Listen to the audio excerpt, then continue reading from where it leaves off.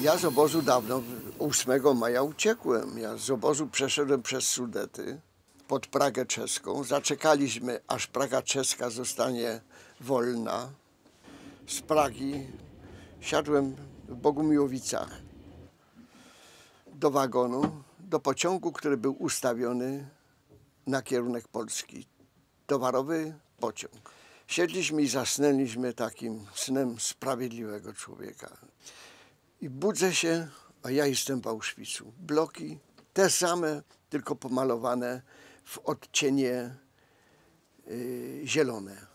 A który to rok był? 45, dokładnie 19 maja. Jechaliśmy do Krakowa.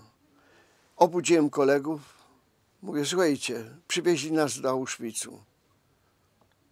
No ale nie ma żadnego ruchu, nic. Staliśmy, jak się okazało, na bocznicy, tu koło Brzezinki. No dobrze, ale kto cię przywiózł? Pociąg, który jechał Skąd? z Czech do Czechosłowacji Polski. do Polski. Przeżyłem to strasznie. Byłem tak wystraszony. No, wyobraź sobie, że jedziesz do Polski i zawieźli cię do Oświęcimia z powrotem. A teraz stoimy w Trzebini. W tej chwili. No i za chwilę będziemy tam, gdzie na roboty rolne jechaliśmy, w nieznane. Mnie ktoś mówił, że to jest jakiś straszny wymysł, obozy.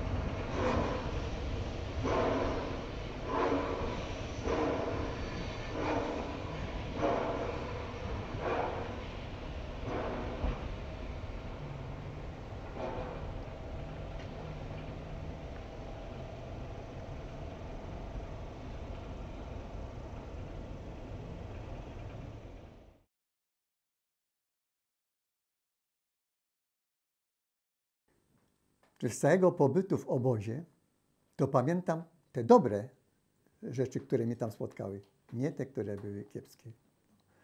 A tych kiepskich było trochę. Tylko po prostu nie chcę to opowiadać, rozdrapywać i przypominać sobie tego wszystkiego. To było z końcem października 1944 roku. No, tam nas przerzucili do jakiegoś baraku na tak zwaną kwarantannę. Potem do Waszraumu, tam otrzenie, kąpiel. I też nie wiem, czy ładowali nas chyba do wagonów takich zwierzęcych, chyba bydlęcych, już nie pamiętam też. No i pojechałem transportem do Litomierzyc.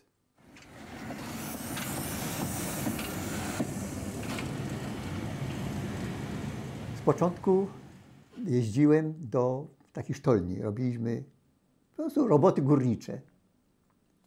Robiliśmy potężne hale. Robili te pieczary takie potężne. Po co? Po to, żeby stawiać tam maszyny do silników samolotów. I tam pracowali przy nich robotnicy przymusowi Włosi.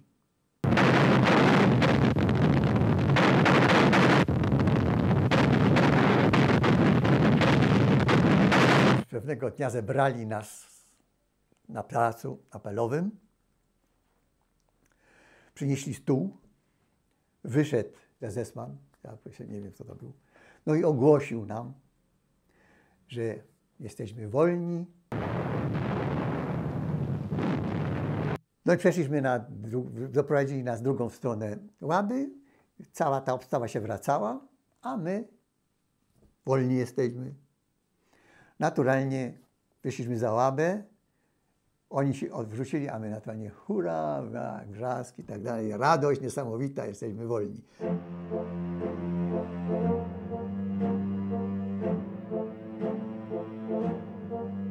To był 8 maja, pamiętam. I nie wiedziemy teraz, nie wiemy gdzie iść. Ale jest przed nami las.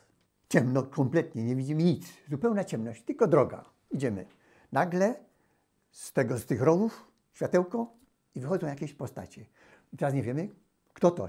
Czy może Esesmani, może jeszcze Niemcy. Okazuje się, że to byli partyzanci czescy. Oni wielcy partyzanci, ale no to już, jak już wszystko było po wszystkiemu, to nie byli partyzanci. Nad ranem, gdzieś o godzinie 4 rano, słyszymy, jadą czołgi. I teraz nie wiemy kto. Czy Niemcy, czy Rosjanie. Podjeżdżają bliżej, okazali się to Niemcy. Z karabinami, tak? Czarne, brudne to wszystko. Siedzieli na czołgach. Ale oni widocznie byli tak już przestraszeni, że nic, przejechali, pojechali. Czesi nas przyjęli bardzo serdecznie. Doszliśmy do takiego sokoła gimnastycznego. Rozścielone były tam jakieś, już nie pamiętam co, czy słoma, czy sienniki, czy coś. Można było się tam przenocować. I dostaliśmy jedzenie. Potem dostaliśmy się do Pragi i zamieszkaliśmy w domu akademickim. Ale najważniejsze to, że była łazienka. Łazienka elegancka. Pierwszy raz po 5 latach człowiek się elegancko wykąpał tam w tym. No i stamtąd już zaczęliśmy wędrować do Polski. Szliśmy piękną trasą wśród lasów i gór, wśród jakiego potoczku. Ale w drodze mieliśmy jeszcze ze sobą 2 damy. Były to studentki, które były na przymusowej pracy w Pradze u dentysty. Myśmy nie mieli żadnych tam specjalnych rzeczy, cośmy mogli mieć. A one naturalnie mieli walizy. No i tak głupi chłopaków znaleźli, które te walizy dźwigali potem, nie? No ale jako szczęśliwie dostaliśmy do takiej stacji, też nie pamiętam jak się nazywa. No. Pełno osób siedzi na tej stacji, każdy na jakichś podołkach gdzieś, na jakichś tych paczkach. A ja miałem zegarek. Ale między nimi tak dość ciasno jest na tym dworcu. Przechodzi się jakiś taki i z jakimś drugim mówi dawaj zegarek, bo cię zaszczelimy i koniec. Ja sobie myślę, wszystko jedno, wyjąłem ten zegarek, dałem i miałem święty spokój już potem. No, to było takie pierwsze spotkanie, zetknięcie się z Czerwoną Armią. Potem pociągiem towarowym jechaliśmy tu w stronę na Tarnów. Doczekaliśmy się wreszcie. No i wysiadłem w Brzesku. No. Jak ja wysiadłem naturalnie na dorożkę, już wcześniej już nam dali znać do domu.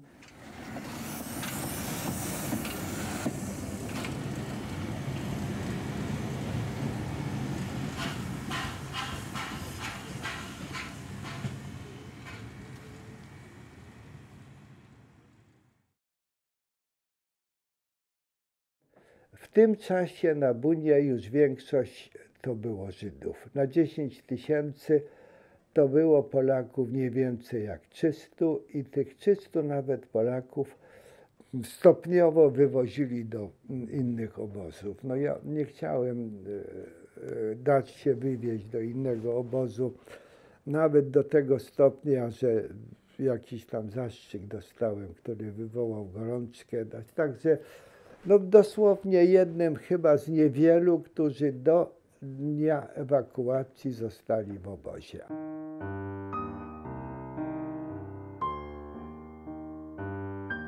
Ewakuacja obozu. Zimno, na pieszo w kierunku Gliwic. Pierwszą noc spędziliśmy w Mikołowie, w zburzonej cegielni, właściwie pod gołym niebem. Później w następnym dniu kierunek na Gliwice. Po drodze co kawałek ludzie umierali. Wynosili ich na skarpę, na bok drogi do rowu, a SS-man popatrzył, widział, że jeszcze żyje, no to zastrzelił. Nikt nie mógł żywy, co nie był w stanie iść dalej, pozostać przy życiu. I widzę, co się dzieje, że siły tracę, że nie chciałbym podzielić los tych wszystkich, którzy padli przede mną. Miałem 2 koce. Poprosiłem tego konwojującego, żeby pozwolił mi wyjść na stronę, zgodził się. Szczęście znowu miałem, bo w tym czasie, kiedy przejechała drugą stroną jezdni kolumna czołgów i aut pancernych niemieckich. Wykorzystałem, że to się dzieje, i drugą stroną jezdni ewakuowali ludność cywilną niemiecką, czy Volksdeutschów, Niemców. Zrobiłem z jednego koca chustę na głowę, z drugiego koca spódnicę.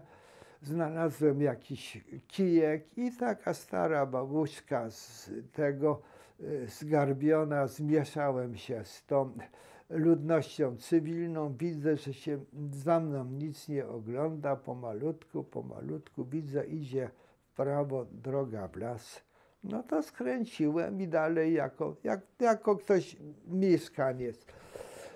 Jak tylko odszedłem od tej drogi, nie wiem skąd się we mnie siły wzięły, po prostu biegłem tą drogą, że gdzieś jak najdalej od drogi. I doszedłem do skraju lasu.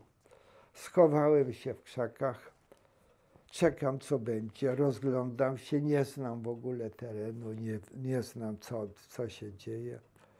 Słyszę jakieś chrzęszczenie chrustu, jakieś kroki, ktoś się zbliża. Patrzę, też w pasiaku jak ja. No to wiadomo, patrzę, Józek Klimczok, znałem się z nim. Mówi, Gienek, też uciekłem tak jak ty. Mam tutaj dziewczynę, niedaleko, z wioska Gierałtowice. Mówię, znam te okolice. Na skraju wioski, też trzeba uważać, co się dzieje, ale słyszę głos kobiety, stary, przynieś tam wody po polsku. To był teren właściwie przygraniczny, ale już należał do Rzeszy, już stamtąd powysiedlali. Wszedłem do domu, to była rodzina Kruszynów. Przedstawiliśmy naszą sytuację, że jesteśmy z tego. Mówi, kochani, jeść wam damy, ale przenocować was nie możemy. Jakby was znaleźli, to i z nami koniec. Nie, mówię, ja w żadnym wypadku nie. Mówię, wiecie co, tu jest stóg siana, nasz stóg, córka was tam zaprowadzi. W tym stogu siana jakoś musicie przeczekać. Tu czuć, że już wojna lada dzień się skończy. No i rzeczywiście w tym stogu siana żeśmy przesiedzieli przez tydzień. Ta córka tych Kruszynów przynosiła nam w nocy coś do jedzenia i doczekaliśmy się wkroczenia wojsk radzieckich. Wyposażyli mnie, dali mi rower, dali mi płaszcz cywilny. Tym rowerem pojechałem w stronę Oświęcimia, bo w Oświęcimiu zostały moje ubrania i przed Oświęcimiem Ruscy zabrali mi rower. Powiedzieli, nam się na Berlin spieszy, dawaj velociped, oddałem ten rower. No i w Oświęcimiu okazało się, że już tam tych ciuchów moich, że już tam nic nie ma, to znowu szukałem możliwości powrotu, bo mnie tak ciągło do tego domu. No i trochę na piechotę, trochę z ruskimi, aż do samego Tarnowa dojechał. Autostopem można powiedzieć, i spotkałem się z rodziną.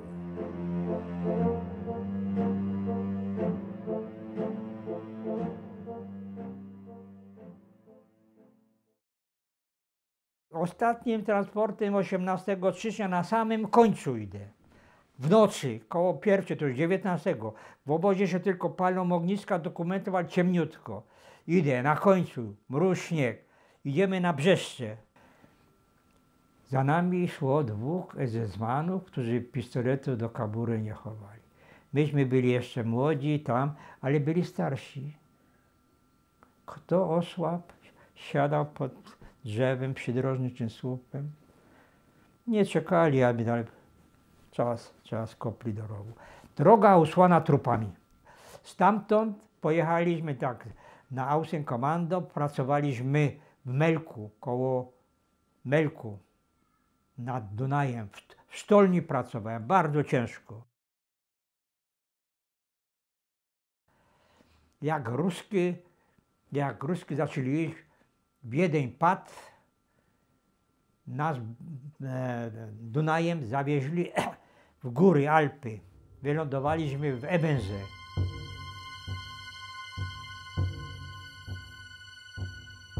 Szóstego maja w niedzielę przed południem już obóz taki administrują więźniowie, już go tak pilnują, jakiś tam Volkssturm.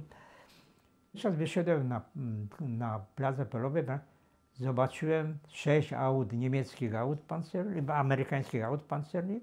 Pierwszy raz Murzyna widziałem. Ja przyszedłem pod bramę, ale się bałem przejść za tą bramę, bo 5 lat, strach. No. Za pół godziny przyjeżdżają amerykańskie wojskowe samochody Czerwonego Krzyża. I zajmują się tylko chorymi. Tylko chorymi. Nikt się nie pyta o nazwisko, o imię, o narodowość. Z kraja biorą jeden po drugim. A ponieważ to była kurzysta okolica alpejska, tam był cały szereg tych domów czasowych, powyrzucali wszystkich Niemców i tam porobili szpitale. Byli lekarze więźniowie, byli lekarze amerykańscy i wywożą na potęgę. Wszystko tylko chory. A nas zostawili, wyszorubcie co chce. Nikt się w ogóle nie tak, ani słowa nikt nie powiedział. A co się dzieje w obozie? W obozie Meksyk. Najpierw na kuchnię uderzyli, później na masalę, na piekarnię. Biorą, jedzą, rąbią krzesła, te łóżka, palą się ogniska. Rano wyszliśmy poza obóz. Zrobiliśmy taki obóz Polaków, i polskich Żydów. Amerykanie dowozili nam żywność, ale nie swoją, tylko tą niemiecką, co była dla wojska. Prócz tego żydowska organizacja Dżonki ze Stanów Zjednoczonych przywiozła 6 ton żywności dla Polaków i polskich Żydów. Aha, jeszcze jak myśmy byli w obozie, to Niemcy puścili taką informację, że w obozie sami bandyci, nie daj Boże, jak oni wyjdą, to was tu wszystkich w okolicy wymordują. Myśmy wyszli z obozu, każdy się oporządził jak mógł. Jak mógł, ogolił się tam jakieś ubranie tego i w pierwszą niedzielę uformowaliśmy się w czwórki po polsku, idziemy do kościoła.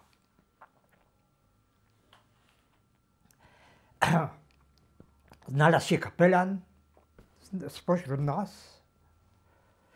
Kościół, okolica ładna, piękna, górzysta. Jedna góra sięga chmur, druga się sięga. Tu na dole jezioro, kościół ładny. Przyszliśmy do kościoła. Elegancko nabożeństwo ksiądz. Ci Austriacy, którzy tam byli, beczeli jak bobry. To przecież nie bandyci. No. Taki był pierwszy dzień wolności.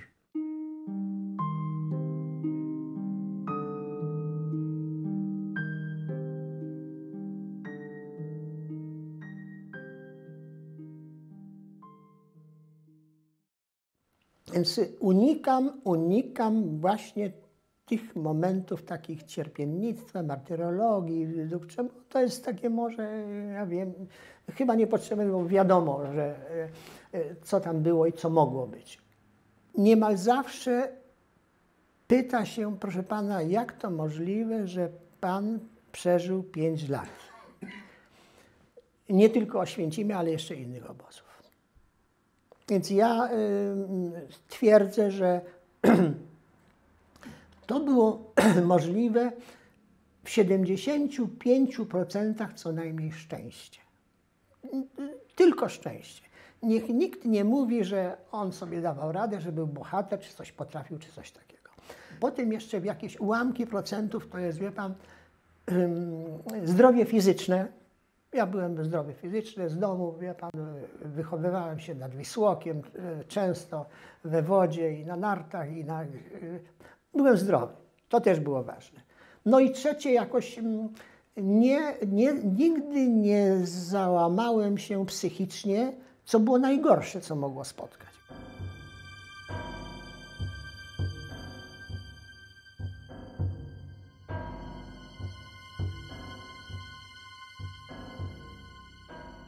Fatalne było zakończenie obozu i wywóz nas z tego. No to był styczeń, mrozy, otwarte wagony, jazda przez 10 czy 2 tygodnie. Kluczyliśmy po Niemczech, aż nas gdzieś tam wywieźli. Nie tam, tylko dokładnie. W górach Harcu, miejscowość Erlich, komando, gdzie Niemcy, to był luty przecież, walili się, Niemcy się waliły. Budowano w dalszym ciągu pod ziemią, w górach Harcu, sztolnie, rozbudowywano fabrykę pocisków V2. Pracując w tym komandzie Erlich pod ziemią, przy budowie w dalszym ciągu w skałach, te tunele dla tych fabryk, to było coś niesamowitego. Dlaczego? Niesamowity kurz, spaliny i huk tych wierteł i tych tego. Ja byłem przez 2 tygodnie chyba głuchy. Stamtąd wywieziono nas do Bergen-Belsen. To był ostatni etap. No ale tam już to był kwiecień 1945 roku. To już się wszystko waliło. Tam myśmy tylko siedzieli i czekali na wkroczenie aliantów. Praktycznie bez jedzenia. When we came here, conditions were indescribable. The people had had no food for 6 days and were eating turnips. The cookhouses have now been organized, and although they have to be guarded so that everybody gets a fair share of the food, things are now going fairly well. The officers and men regard this job as a duty that has to be performed, and none of us are likely to forget what the German people have done here.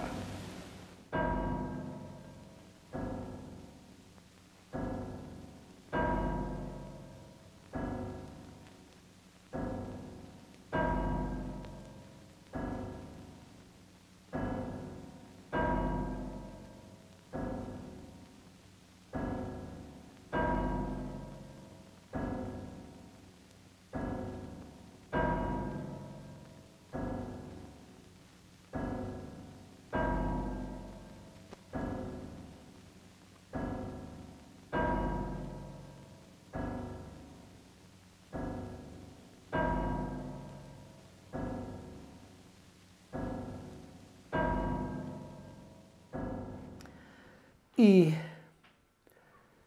wszystko, co ja przeszedłem w obozie, to jakoś przyszło na mnie jak na psu, wie pan. Ale pamiętam jedną rzecz i chyba nie zapomnę. Kiedy... Niech pan przerwie chwilę. Już od przeszło roku nie miałem, albo więcej, nie miałem kontaktu z rodziną. Nie wiedziałem, co się dzieje kompletnie, wie pan? Ani o mnie nie wiedzieli. I kiedy wróciłem z końcem roku 1945 roku, wie pan?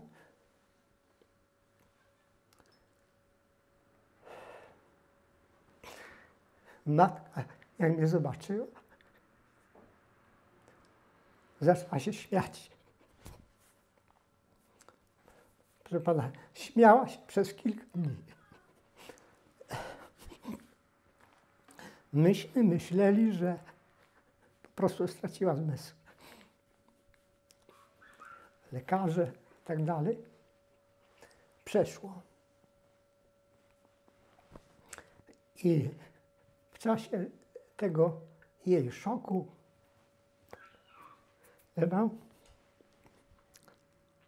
musiałam koło niej leżeć, trzymać ją za rękę. Ona mnie w zasadzie trzyma za rękę.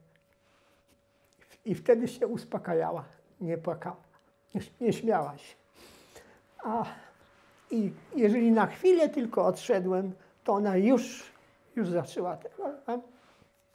Ale jej to przeszło, wie pan. Ale to pamiętam i tego nie zapomnę. Nie wiem dlaczego.